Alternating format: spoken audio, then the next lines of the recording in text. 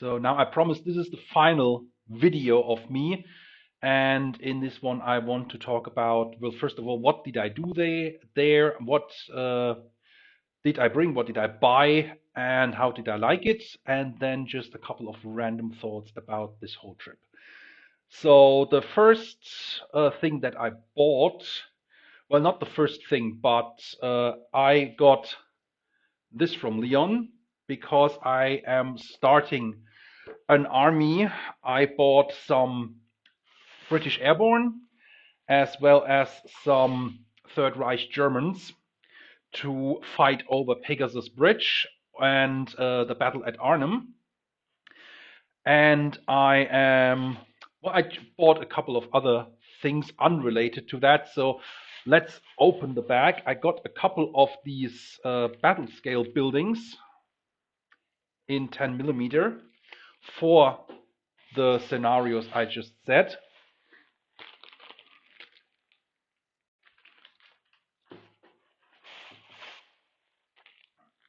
Yeah, this one.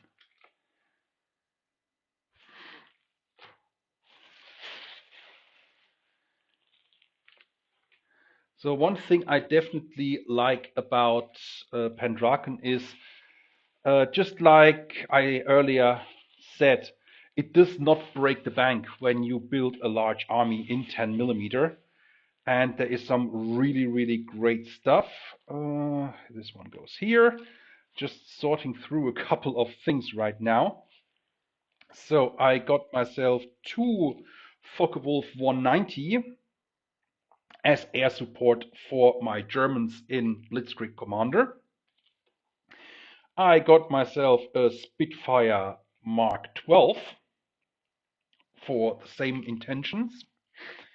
I got myself a Swedish Jas 39 Gripen, and I'm going to attempt and write a rule set for modern air-to-air warfare, and to that end I bought myself an F-14 Tomcat.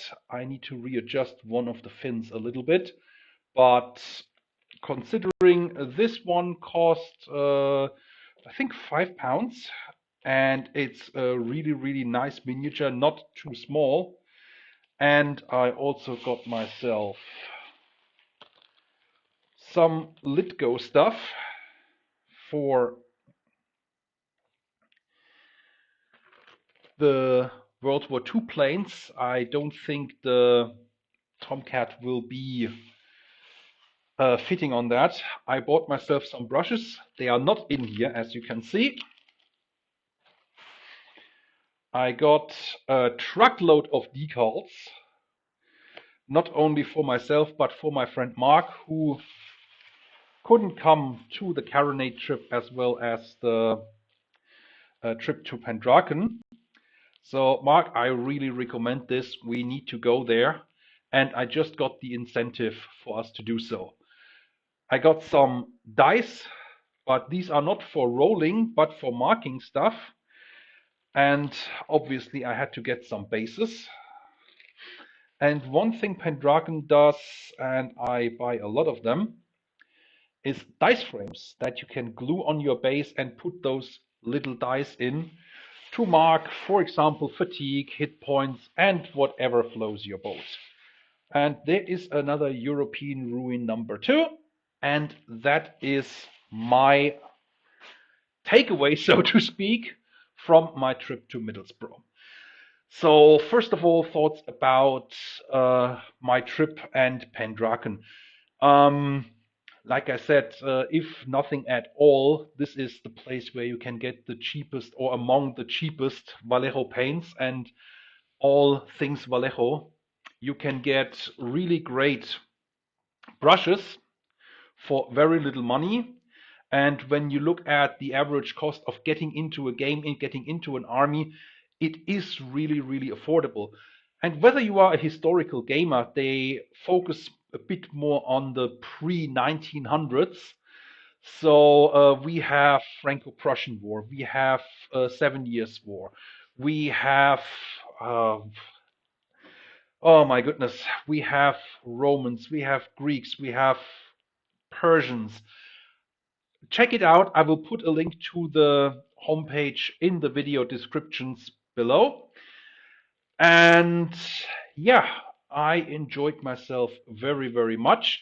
As you can see, the videos from the game, I played with Dave, the senior owner, so Leon's dad.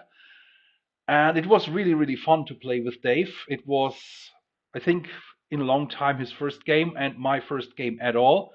I managed to repulse the attack on the village. A really fun game, a really great time seeing the shop, being in the shop, and talking to the people face to face in a different setting from what I usually meet them at the trade shows Caronate and Claymore. Speaking of which, hope to see you all at Claymore. This ends now the miniature discussion. Now a few words about my trip as a whole and Middlesbrough.